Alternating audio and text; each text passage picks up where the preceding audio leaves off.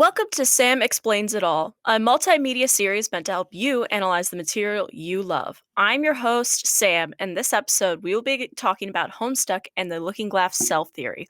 My co-host today will be Mackenzie Sullivan. Yeah, Kenzie's probably the biggest nerd I could find to do this one, so that's why we brought her on.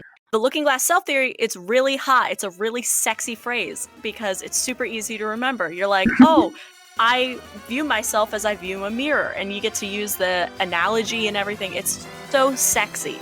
Quite the end-all be-all of the theory. It's just the really punchy, sexy version of it. I'm gonna keep calling it sexy because it really just is. Psychologists everywhere are quaking.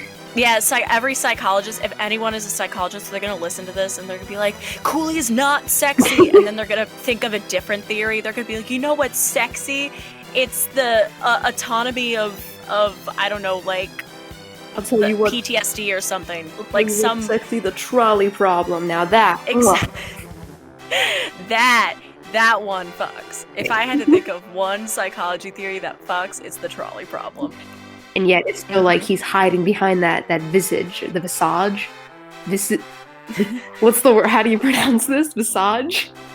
I think it's visage. Okay, so he's hiding behind this visage of, what's the best way to find it? Just like best friends that like are in like a committed relationship with each other. They're just best buddies forever. It's the BFF or what best? I guess it would be like BBBFF. BFF extend forever and ever and ever and ever and ever. Yeah, like you just so it'd be E, so it's BFF for infinity.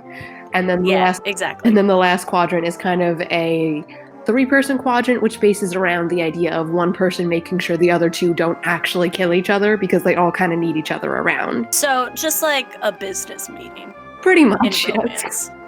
That's like the sexiest way I could put it, is just you are in a business suit and you are taking care of 2 rabid raccoons. And so help you God, if the raccoons start attacking each other, you're the only one that can tear them apart. Exactly, like that's your whole purpose, is to tear them apart by just being like, no, you love each other.